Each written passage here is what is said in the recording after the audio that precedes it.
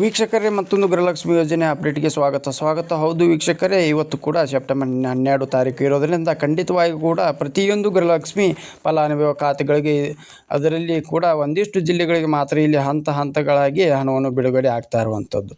ಹೌದು ವೀಕ್ಷಕರೇ, ಇಲ್ಲಿ ಖಂಡಿತವಾಗಿ ಕೂಡ ಗೃಹಲಕ್ಷ್ಮಿ ಯೋಜನೆ ಕಡೆಯಿಂದ ಕೆಲವು ಜಿಲ್ಲೆಗಳಿಗೆ ಮಾತ್ರ ಇಲ್ಲಿ 21ನೇ ಕಂತಿನ ತನಕ ಹಣವನ್ನು ಪಡೆದುಕೊಂಡವರಿಗೆ ಇಲ್ಲಿ ಟೋಟಲ್ ಆಗಿ ಕೆಲವರಿಗೆ 4,000 ರೂಪಾಯಿ, ಇನ್ನು ಕೆಲವರಿಗೆ 6,000 ರೂಪಾಯಿ ಇಲ್ಲಿ ಹಂತಗಳಾಗಿ ಬಿಡುಗಡೆ ಆಗ್ತಾ ಇರುವುದರಿಂದ ಖಂಡಿತವಾಗಿ ಕೂಡ ಇಲ್ಲಿ ಯಾವ ಜಿಲ್ಲೆ ಕೂಡ ಹಣವನ್ನು ಬಿಡುಗಡೆ ಆಗುತ್ತದೆ. ಮತ್ತು ರಾಜ್ಯದಲ್ಲಿ ಇರುವಂಥ 30ರಿಂದ 31 ಜಿಲ್ಲೆಗಳು ಕೂಡ ಇರುವ ಕಾರಣದಿಂದ ಇಲ್ಲಿ ಪ್ರತಿಯೊಂದು ಜಿಲ್ಲೆಗೂ ಕೂಡ ಹಣವನ್ನು ಬಿಡುಗಡೆ ಆಗುತ್ತದೆ. ಮತ್ತು ಇಲ್ಲಿ ಅದೇ ರೀತಿಯಾಗಿ ಕೂಡ ಇಲ್ಲಿ ಕಾಂಗ್ರೆಸ್ ಪಕ್ಷವು ಬಿಡುಗಡೆ ಮಾಡಿರುವ ಪ್ರತಿ ತಿಂಗಳು 2,000 ರೂಪಾಯಿ ಹಣವನ್ನು ಪಡೆದುಕೊಳ್ಳುವ ಗೃಹಲಕ್ಷ್ಮಿ ಫಲಾನುಭವಿ ಖಾತೆಗಳಿಗೆ ಇಲ್ಲಿ ನೇರವಾಗಿ ಡೆಬಿಟ್ ಮುಖಾಂತರ ಇಲ್ಲಿ ಹಣವನ್ನು ಬಿಡುಗಡೆ ಮಾಡುವ ಸಂದರ್ಭದಲ್ಲಿ ಖಂಡಿತವಾಗಿಯೂ ಕೂಡ ಮಹಿಳಾ ಮತ್ತು ಮಕ್ಕಳ ಕಲ್ಯಾಣ ಅಭಿವೃದ್ಧಿ ಇಲಾಖೆ ಸಚಿವೆಯಾಗಿರುವಂಥ ಲಕ್ಷ್ಮೀ ಹೆಬ್ಬಾಳ್ಕರ್ ಅವರು ಗೃಹಲಕ್ಷ್ಮಿ ಯೋಜನೆ ಕಡೆಯಿಂದ 21, 22ನೇ ಕಂತಿನ ಬಗ್ಗೆ ಇಲ್ಲಿ ಅವರು ಕೂಡ ಏನು ಮಾಹಿತಿ ಕೊಟ್ಟಿದ್ದಾರೆ ಮತ್ತು ಕೇವಲ 18ರಿಂದ 20 ಜಿಲ್ಲೆಗಳಿಗೆ ಮಾತ್ರ ಹಣವನ್ನು ಬಿಡುಗಡೆ ಮಾಡಲು ಮುಂದಾಗಿರುವ ಸರ್ಕಾರ ಖಂಡಿತವಾಗಿ ಕೂಡ ಇಲ್ಲಿ ಉಳಿದ ಜಿಲ್ಲೆಗಳು ಕೂಡ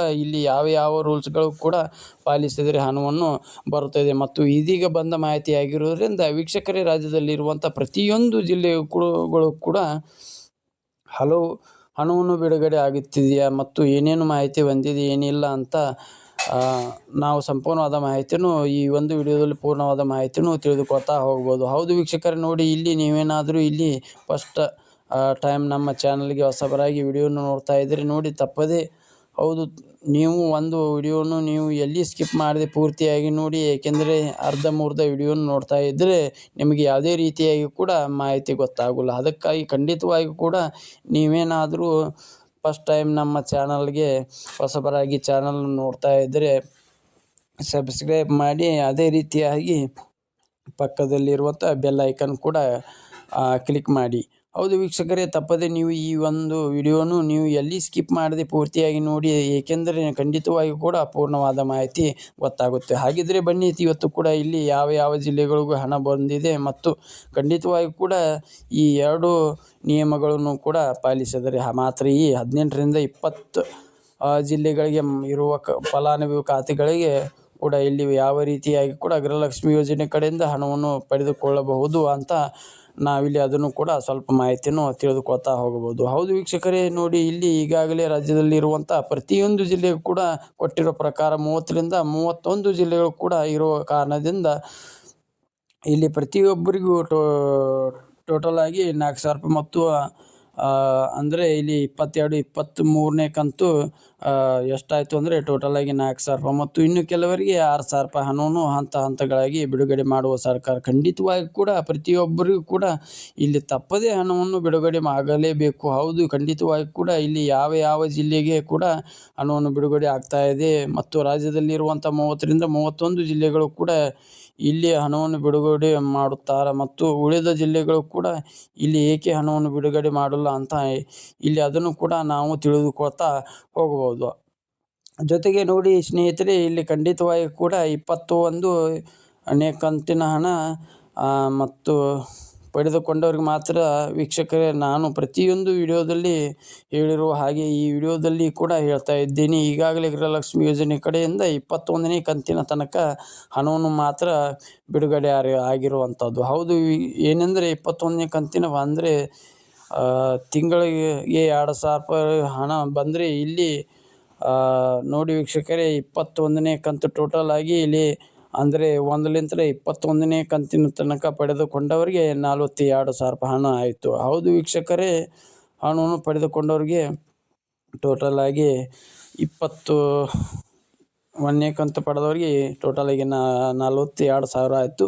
ಅದೇ ರೀತಿಯಾಗಿ 22ನೇ ಕಂತಿನ 23ನೇ ಕಂತಿನ ಪ್ರತಿಯೊಬ್ಬರಿಗೂ ಕೂಡ ಇಲ್ಲಿ ಹಂತಗಳಾಗಿ ಬಿಡುಗಡೆ ಮಾಡುವ ಸರ್ಕಾರ ಈಗಾಗಲೇ ಕೇವಲ 21ನೇ ಕಂತಿನ ಹಣವನ್ನು ಪಡೆದುಕೊಂಡವರಿಗೆ ಇಲ್ಲಿ ಯಾವುದೇ ತೊಂದರೆ ಇಲ್ಲ.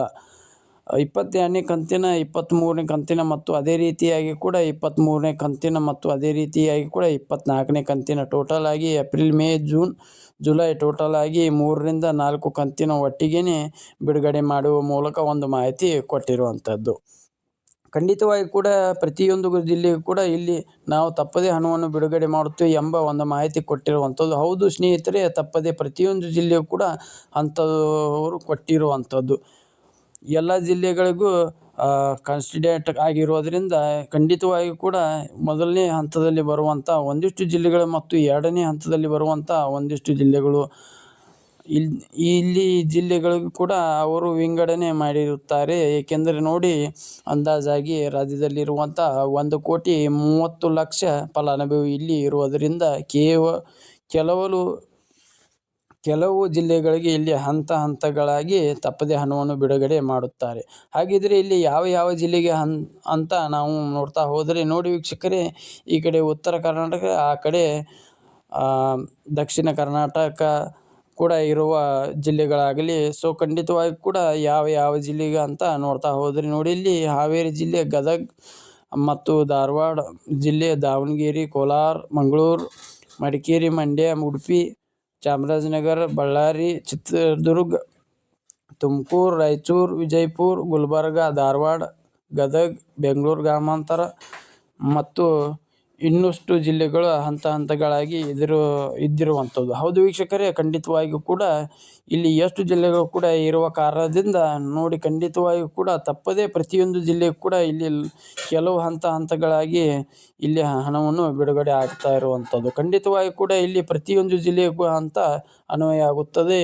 ಸೊ ಖಂಡಿತವಾಗಿ ಕೂಡ ನೀವು ಕೂಡ ತಪ್ಪದೇ ನಾನು ಹೇಳಿರುವ ಇಷ್ಟು ಜಿಲ್ಲೆಗಳು ತಪ್ಪದೇ ನಿಮ್ಮ ಜಿಲ್ಲೆಯು ಕೂಡ ಒಂದಾಗಿದ್ದರೆ ನಿಮಗೆ ಇಲ್ಲಿ ಭರ್ಜರಿ ಗುಡ್ ನ್ಯೂಸ್ ಅಂತಾನೆ ಹೇಳ್ಬೋದು. ಹಾಗಿದ್ರೆ ಇಲ್ಲಿ ಜಿಲ್ಲೆಗಳು ಯಾವುವು ಅಂತ ಗೊತ್ತಾಯಿತು. ಸೊ ಖಂಡಿತವಾಗಿ ಕೂಡ ಯಾವ ರೂಲ್ಸ್ಗಳು ಕೂಡ ಫಾಲೋ ಮಾಡಿದರೆ ಹಣ ಬರುತ್ತೆ ಅಂತ ನೀವು ಕೇಳ್ತಾ ಇರ್ತೀರಿ. ಹೌದು ವೀಕ್ಷಕರೇ, ಈ ಮಾಹಿತಿಯನ್ನು ನೀವು ತಪ್ಪದೇ ತಿಳಿದುಕೊಳ್ಳಬೇಕು. ಮತ್ತು ಇಲ್ಲಿ ಅದಕ್ಕಿಂತ ಮುಂಚೆ ವಿಡಿಯೋನು ಇಷ್ಟವಾದರೆ ಮಾತ್ರ ಒಂದೇ ಒಂದು ಲೈಕ್ ಮಾಡಿ. ಮತ್ತು ಯಾವ ನಿಯಮಗಳು ಕೂಡ ಪಾಲಿಸಬೇಕು ಅಂತಂದರೆ ನೋಡಿ, ನೀವು ತಪ್ಪದೇ KYC ಮಾಡಿಸಬೇಕು. ಹೌದು ವೀಕ್ಷಕರೇ, KYC ಇಂಪಾರ್ಟೆಂಟ್ ಅಂತಾನೆ ಹೇಳ್ಬೋದು. ವೀಕ್ಷಕರೇ, ನೀವು ಫಸ್ಟ್ ಗೃಹಲಕ್ಷ್ಮಿ ಯೋಜನೆ ಕಡೆಯಿಂದ ಯಾವ ಬ್ಯಾಂಕಿನಿಂದ ಹಣವನ್ನು ಪಡೆದುಕೊಳ್ಳುತ್ತಿದ್ದೀರ ಆ ಬ್ಯಾಂಕಿಗೆ ನೀವು ಒಂದು ಸಲ ಭೇಟಿ ನೀಡಿ ನಿಮ್ಮ ಬ್ಯಾಂಕಿನ ಪಾಸ್ಬುಕ್ ಜೆರಾಕ್ಸ್ ಮತ್ತು ಆಧಾರ್ ಕಾರ್ಡ್ ಜೆರಾಕ್ಸನ್ನು ತೆಗೆದುಕೊಂಡು ನೀವು KYC ಮಾಡಿಸಬೇಕು. ಹೌದು ವೀಕ್ಷಕರೇ, ಈ ಒಂದು ಚಿಕ್ಕ ಕೆಲಸವನ್ನು ಎಲ್ಲರೂ ಕೂಡ ಮಾಡಿ ಅತಿ ಬೇಗನೆ ನೀವು ತಪ್ಪದೇ ಹಣವನ್ನು ಪಡೆದುಕೊಳ್ಳುತ್ತೀರಿ. ನೋಡಿ ವೀಕ್ಷಕರೇ, ಗೃಹಲಕ್ಷ್ಮಿ ಯೋಜನೆ ಕಡೆಯಿಂದ ಇಲ್ಲಿ ಸಂಪೂರ್ಣವಾದ